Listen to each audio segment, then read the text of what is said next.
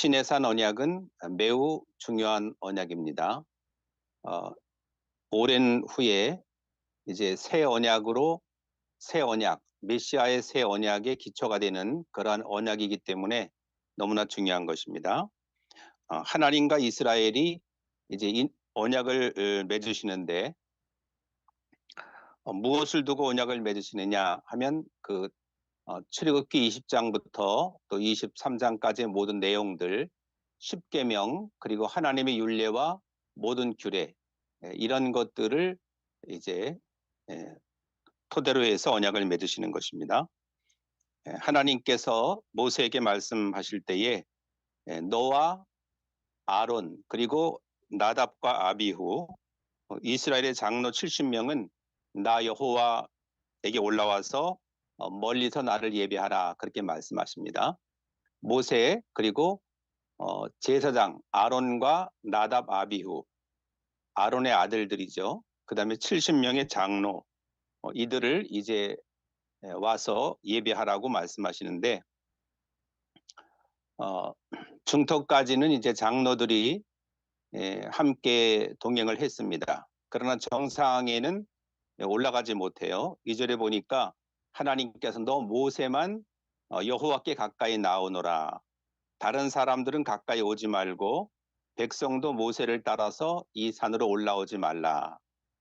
백성들은 아예 산 밑에 있게 하셨고 또 아론과 나답 아비후 그리고 70명의 장로들은 산 중턱까지 그렇게 올라오게 하신 것입니다. 이렇게 신앙인이라고 해도 모두가 영적 수준이 같지는 않습니다. 깊은 영성을 가지고 있는 하나님 앞에 지도자로 택함받은 모세만이 정상까지 하나님의 산 정상까지 오를 수 있도록 허락이 된 것입니다. 이처럼 우리의 예배와 기도가 하나님 보좌에까지 올라가려고 하면은 우리의 노력과 우리의 수고로는 불가능하다고 하는 것입니다. 오직 예수 그리스도의 공로를 의지하고 예수 그리스도의 이름을 사용할 때만이 가능하다 하는 것입니다. 우리가 마음대로 하나님의 산, 하나님의 거룩한 보좌로 나아갈 수가 없다는 것입니다. 그래서 이 시대에도 모세만 오도록 하나님이 허락을 하신 것입니다. 하나님께서는 모세에게 그 모든 말씀 언약들을 내려주셨는데 3절에 보니까 하나님의 모든 말씀과 규례들을 듣고 와서 백성들에게 잘 전달을 해 주었습니다. 우리가 배우고 있는 창세기, 출애굽기, 레위기, 민수기, 신명기의 저자가 모세죠. 모세가 하나님의 감동으로 그 5권을 쓴 것입니다. 그래서 모세오경이라고 하죠. 하나님께로부터 들은 모든 그 말씀들을 모세가 기록한 것입니다. 이렇게 모세가 백성들에게 하나님이 하신 말씀을 다 전달을 해줄 때 백성들이 한 목소리로 대답을 했습니다. 뭐라고 대답을 했습니까? 우리는 여호와께서 하신 말씀을 그대로 따르겠습니다. 순종하겠다고 고백한 겁니다. 신앙이란 뭐냐? 하나님이 주신 말씀을 순종하고 따르는 거죠. 내 생각과 내 판단으로 고집을 하면 안 되는 것입니다. 왜냐? 내 생각과 내 의지로서는 결코 하나님의 의를 이룰 수가 없는 것입니다. 그렇기 때문에 우리는 우리의 그 죄성이 가득한 이 자아, 나 자신 그것이 죽어 없어져야만 된다는 것입니다. 육이 죽어야 영이 살아요. 내 육이 죽어야만 내 아집, 내 고집, 내 판단, 내 생각 이런 것이 내 안에 죽어야만 내 안에 예수님이 존재하실 수가 있고 임재하실 수가 있는 것입니다. 결코 바리새적인 그런 신앙을 고집하면 안 되는 것입니다. 끝까지 바리새인은 구원받지 못했잖아요. 끝까지 자기 고집을 버리지 않았습니다. 파라오와 마찬가지로 고집을 버리지 않으면 자기 아집을 버리지 않으면 은혜가 들어올 수가 없는 것이죠. 그래서 우리는 나 자신을 부인하고 나를 구원하신 주님의 말씀만을 의지하고 순종하시기를 축복합니다. 모세는 여호와의 말씀을 다 적었습니다. 그리고 이튿날 아침에 일찍 일어나서 산기슭에 제단을 쌓았습니다. 이스라엘 12지파를 위해서 돌 기둥을 12개를 쌓았습니다. 이렇게 그리고 5절에 보면 모세는 이스라엘 백성 가운데서 젊은이들, 청년들을 보내서 하나님 앞에 번제와 화목제를 드리게 합니다. 번제는 모든 그 제물을 태워서 드리는 거예요. 태워서. 그리고 또 화목제물도 화목제물로 여호와께 소를 드리도록 그렇게 했습니다. 하나님은 이처럼 새벽 이슬 같은 청년들이 하나님 앞에 나와 예배하며 제사 드리기를 원하시는 것입니다. 그런데 이 청소년기에는 삶의 경험이 적고 또 신앙의 뿌리가 너무나 약해서 흔들리고 넘어지기가 쉬운 그런 때입니다. 그렇기 때문에 성도님들이 간절히 뜨겁게 열심히 기도를 해줘야 되죠. 든든한 나무가 될 수 있도록. 요즘은 세이브 코리아 집회가 매주마다 여의도에서 또 전국 대도시에서 열리고 있습니다. 젊은이들이 나와서 예배하며 찬양하며 나라와 민족을 위해서 간절히 기도하고 있는 것입니다. 이렇게 번제물은 태워서 드리는 제사인데 제사가 하나님 앞에 연락되려면, 하나님 앞에 올라가려면 먼저는 나의 모든 더러운 죄가 다 태워져야 되는 것입니다. 짐승을 태워서 제물로 드리는 것처럼 나의 모든 죄가 성령의 불로서 다 태워져야 하나님 앞에 제사가 가능한 것입니다. 번제는 동물을 태워서 드리는 거라고 그랬잖아요. 제물로서. 근데 지금은 짐승 대신에 예수님을 제물로 드리죠. 예수님은 2000년 전에 이미 십자가에서 우리의 죄를 대속하시는 제물이 되셨고 그 효력은 2000년이 지난 지금에도 발생이 되고 또 앞으로도 이 지구가 우주가 멸망할 때까지 영원히 효력이 지속이 되는 것입니다. 너무나 감사한 일이죠. 짐승은 그때그때마다 가지고 와서 제사를 지내야 됐는데 예수 그리스도의 그 십자가의 제물 되심으로 우리는 짐승이 없이도 예수님의 이름과 공로를 의지해서 하나님 앞에 예배를 드릴 수 있게 된 것이고 그렇지 않으면 하나님 앞에 나올 때마다 우리는 짐승을 잡아서 피를 흘려야 하나님 앞에 비로소 제사를 드릴 수가 있고 속죄를 죄 용서함을 받을 수가 있는 것입니다. 이렇게 예배 때마다 우리는 우리가 살면서 지은 죄를 성령의 불로 태워서 드려야 되는 것입니다. 화목제는 어떠한 제사냐면 하나님과 인간 사이에는 죄가 가로막혀 있잖아요. 그래서 예수님께서는 화목제물로 하나님과 우리 인간 사이의 죄 때문에 원수가 됐죠. 멀리 떨어져 있게 되었죠. 그래서 예수님께서는 화목제물로 이 땅에 오셔서 십자가의 사랑으로 하나님과 우리를 하나가 되게 하시고 또 사람들과의 관계가 회복될 수 있도록 그렇게 하신 것입니다.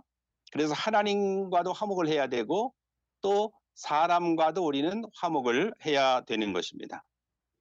그래서 지금 이 신해산 언약은 십계명의 토대 위에 모든 율례 위에 언약을 맺는 거라고 그랬잖아요. 10계명 1서부터 4계명까지는 하나님과의 화목, 또 5계명부터 10번째까지는 사람과의 화목인 것입니다. 그걸 토대로 이제 언약을 맺는 거예요. 그냥 아무것도 없이 언약을 맺는 게 아니라 하나님의 말씀의 토대 위에 언약을 맺는 것입니다.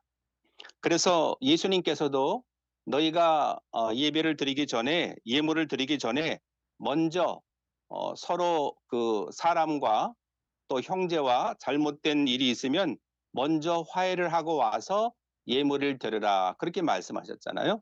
순서가 있는 거예요.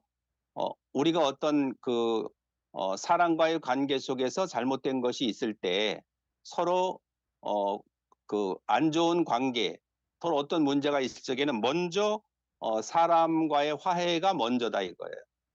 예배 드리고 나서가 아니라 먼저 화해를 하고 그리고 하나님 앞에 예배와 예물을 드리라고 이렇게 말씀을 하신 것입니다. 자, 우리가 살아가다 보면 사람과 사람 사이에 문제가 생기고 인간관계에 어려운 문제가 생기게 되잖아요. 그럴 때는 인사, 약 이걸 기억을 해야 돼요. 무슨 약이요? 인사약, 인사약 이거를 복용을 해야 됩니다. 무슨 말이냐 하면 인은 뭐냐 하면 인정입니다. 인정. 사는 사과입니다. 약은 약속입니다. 그래서 인사약을 먹어야 되는데 인정. 먼저는 나 자신의 허물과 죄를 인정을 하는 거예요. 그다음에 사는 뭐냐 하면 상대방에게 정중하게 사과를 해야 하는 것입니다. 약은 약속. 그리고는 다시는 잘못하지 않기로 굳게 약속을 하는 것입니다. 하나님께서도 이스라엘 백성들과 언약을 맺으시는 것처럼 우리도 예수 그리스도와의 그 중보자가 되시는 예수님과의 그 예수님 중보자 되시는 예수님의 그 공로로서 하나님과 언약을 맺어야 하는 것입니다. 그래서 인사약, 나의 죄를 인정하고 상대방에게 진심으로 사과하고 다시는 잘못하지 않겠다 약속을 하는 거, 인사약이 꼭 필요한 것입니다. 왜 상대방이 먼저 해야 되는데 사람들은 늘 그렇게 생각을 하죠. 그런데 은혜를 많이 받은 사람이 먼저 그렇게 하는 것입니다. 세상 사람들은 상대방이 나에게 잘못을 인정하면 나도 할 거야 이렇게 말하죠. 그래서 문제가 해결이 안 되는 것입니다. 모든 세상 사람들과의 문제는 그래서 근본적인 해결이 안 되는 거예요. 네가 잘하면 나도 잘할게. 네가 사과하면 나도 사과할게. 이런 식이란 말이에요. 근데 성경은 그렇지 않아요. 내가 먼저 손님 일지 못하고 내가 먼저 웃음 주지 못하고 내가 먼저 용서하지 못하고 그렇게 우리가 찬양을 하는 것처럼 은혜를 많이 받은 사람, 은혜를 많이 입은 사람이 먼저 나 자신을 인정하고 그리고 잘못을 사과하고 그리고 다시는 잘못하지 않겠다. 좋은 관계를 갖겠다 하고 약속을 하는 것입니다. 자, 성경에 보게 되면 옥합을 깨뜨려서 향유를 예수님께 부은 여인이 칭찬을 받고 죄 용서함을 받았잖아요. 그 여인은 자기의 머리털로 예수님의 발을 씻겼죠. 눈물을 흘리고 또 자기의 머리털로 예수님의 발을 씻겨드렸잖아요. 그 여인은 그 머리털보다도 더 많은 자기의 죄가 얼마나 큰 짐이 됐겠습니까? 수고하고 무거운 짐, 죄의 짐이 너무나 컸는데 예수님을 만나서 용서를 회개할 때 용서를 받고 죄 씻음을 받게 된 것입니다. 너무나 그 은혜가 감사해서 나 같은 죄인, 머리털보다도 더 많은 내 죄를 용서하신 예수님께 감사해서 내가 가지고 있는 모든 것, 향유를 다 주님 앞에 부어드린 것입니다. 사랑하는 그리스도인 우리교회 성도 여러분, 또 우리 친구 여러분, 하나님께 더 큰 은혜를 받고 싶나요? 더 큰 사랑을 받고 싶나요? 더 귀하게 쓰임을 받고 싶나요? 그렇다면 먼저 나의 부족함과 허물을 인정하고 그리고 자백하고 용서를 구하는 것입니다. 그래서 하나님께 용서받고 또 사람 사이에 잘못된 그런 것들도 서로 화해를 해야 하는 것입니다. 그러면 하나님의 놀라운 위로와 평안, 하나님의 놀라운 기쁨과 감격을 맛보게 되는 것입니다. 그런데 정작 예수님을 초청했던 자기 집으로 초청했던 시몬은 자기의 죄가 무엇인가를 알지조차 못했어요. 그래서 예수님 앞에 자기의 죄를 고백하지 못한 것입니다. 그리고 마음속으로 뭐만 했습니까? 아이고 저 비싼 걸 저렇게 허비하는구나 하고 마음속으로 정죄하고 판단만 했습니다. 그러니까 크나큰 예수님의 은혜를 받을 수도 없었고 느낄 수도 없었던 것입니다. 오늘날 그렇게 맹숭맹숭하게 교회를 다니는 사람들이 너무나 많습니다. 이 향유를 부은 여인처럼 큰 은혜, 나 같은 죄를 용서해 주신 예수님의 큰 은혜와 감격을 받으면서 날마다 감격 속에 예배를 드리고 주님을 만나야 하는데, 시몬처럼 맹숭맹숭하게 나는 하나도 잘못한 것이 없어, 나는 죄인이 아니야, 나는 의인이야, 잘못은 너희들이 했지, 이렇게 자기를 의인화하면서 신앙생활을 맹숭맹숭하게 하는 사람들이 너무나 많이 있는 것입니다. 너무나도 매우 안타까운 일이죠. 하나님 앞에 죄를 자복하고 회개하며 주님을 만나야 되는 것입니다. 나는 죄인이 올시다 하고 베드로가 고백한 것처럼 나의 죄와 허물을 인정할 때 내 죄가 용서가 되고 수고하고 무거운 죄의 짐이 다 풀려나게 되는 것입니다. 그래야 주님 앞에 나의 죄를 용서함 받고 새로운 인생을 살아갈 수가 있게 되는 것입니다. 6절에 보면 모세는 피를 가져다가 반은 그릇에 담고 나머지 절반은 제단에다가 뿌렸습니다. 자, 오늘 우리 성도님들이, 우리 친구들이 짐승을 잡아서 그 짐승에서 나오는 피, 블러드 갖고 오셨나요? 한번 그릇을 들어보세요. 피 갖고 오셨나요? 안 갖고 오셨죠? 왜요? 지금은 나를 위해서 십자가를 지신 예수님의 피를 뿌리고 예배 자리에 나와 있기 때문에 우리는 짐승의 피를 담은 그릇이 없는 거죠. 예수님의 피를 뿌리고 우리가 지금 나와 있는 것입니다. 예수님의 피 때문에 우리가 주님을 만나고 예수님의 피 때문에 우리가 하나님 앞에 예배를 드릴 수가 있는 것입니다. 그래야 하나님은 카인이 아니라 아벨의 제사처럼 우리의 예배를 연락해 주시는 것입니다. 받아주시는 것입니다. 절대로 죄 있는 그대로, 분노에 찬 그대로 카인의 제사를 드려서는 안 됩니다. 왜요? 하나님이 받으시지 않기 때문이죠.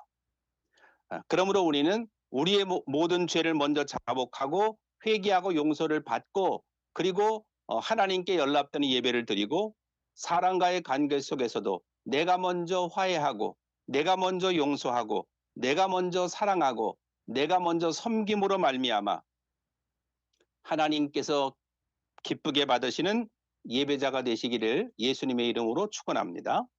7절에 보면 모세는 그 언약의 책을 가져다가 백성에게 읽어 주었습니다. 우리는 예배 때마다 뭘 낭독합니까? 봉독이라고 하죠. 낭독을, 성경 봉독을 합니다. 하나님 앞에 올려서 드리는 거예요. 봉헌처럼 올려드리는 것입니다. 자, 성경 말씀을 그냥 읽는 것이 아니라 성경 말씀을 읽어서 하나님 앞에 올려드리는 것입니다. 그 다음에 그 말씀을 풀어서 말씀을 풀어서 설교하는 강론을 우리가 듣죠. 설교를 듣습니다.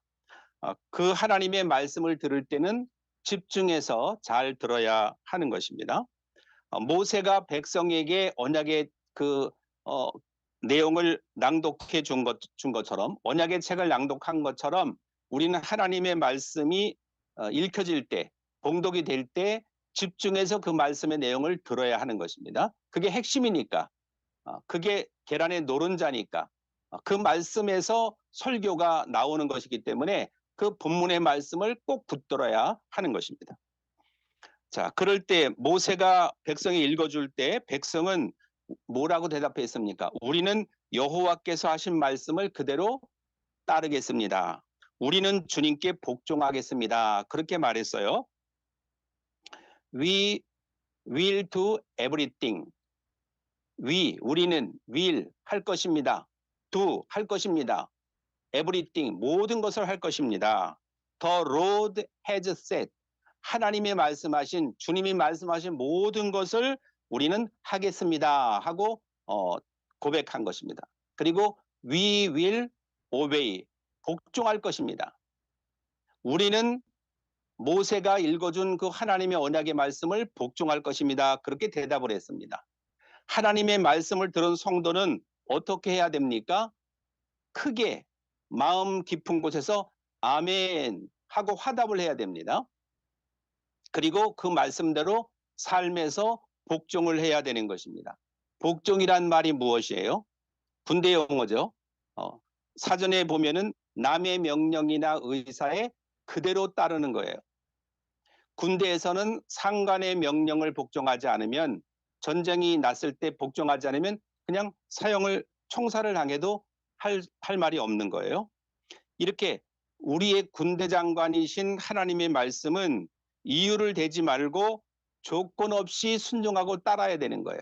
이래서 순종 못하겠고 저래서 복종 못하겠고 하고 이유를 달고 토를 달 수가 없는 거예요. 왜요? 하나님이 주는 말씀이기 때문에 그대로 순종을 해야 하는 것입니다.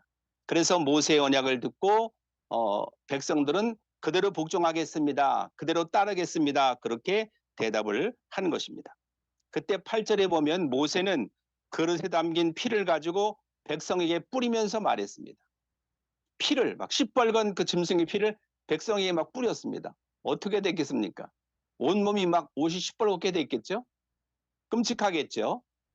이렇게 우리는 하나님 앞에 나올 때 예수님의 피를 뿌리고 나오는 것입니다. 내 영혼에 예수님의 피를 뿌리고 나오는 것입니다. 이스라엘 백성들은 하나님 앞에 나올 때마다 짐승의 피를 뿌리고 나오는 거예요. 끔찍하잖아요. 그 짐승의 피가 다 옷에 묻고 몸에 튀기고 얼마나 끔찍하겠습니까? 근데 지금은 예수님의 피를 대신해서 우리가 가지고 나오는 것입니다. 그러면서 모세가 이렇게 말했습니다. 이 피는 이 모든 말씀에 대하여 여호와께서 너희와 맺는 언약의 피다. 근데 우리 오늘 피 안 가지고 나왔고 짐승의 피를 우리는 뿌리지도 않았죠. 바로 새 언약의 주인 되시는 예수님의 피를 우리가 뿌리고 나왔기 때문에 우리는 하나님께 예배할 수가 있는 것입니다.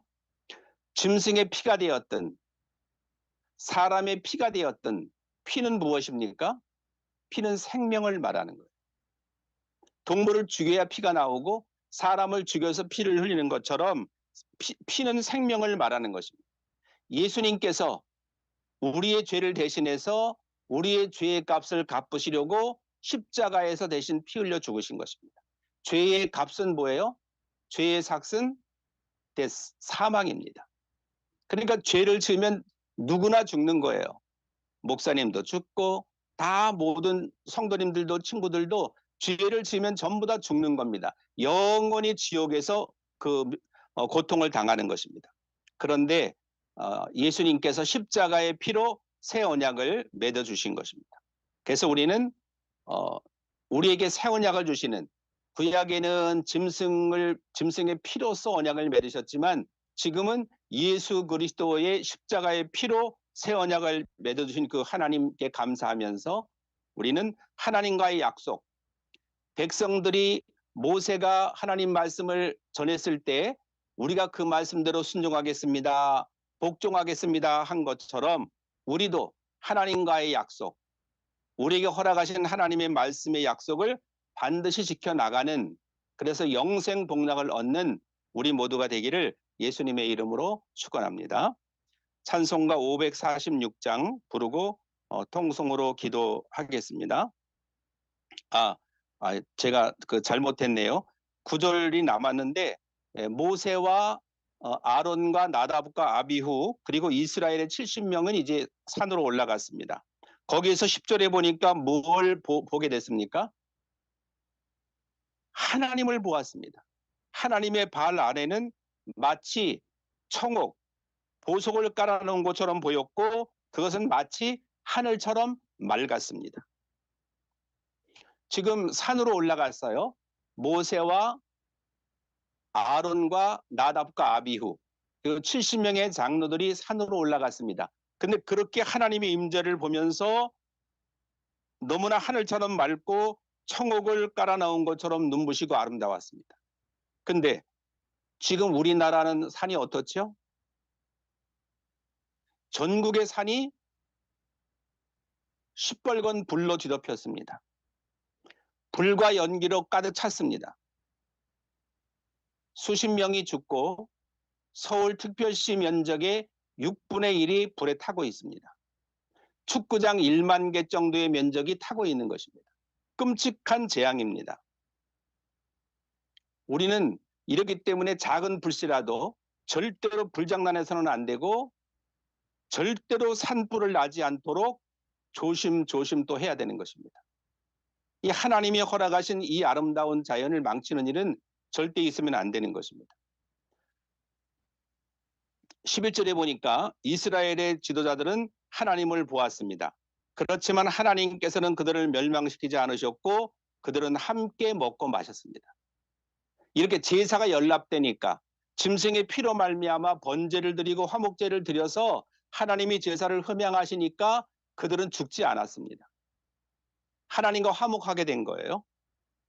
이렇게 하나님께서 우리의 예배를 기쁘게 흠양하시면 향기롭다 하고 흠양하시면 하나님의 임재와 하나님의 영광을 우리가 보게 되는 것입니다.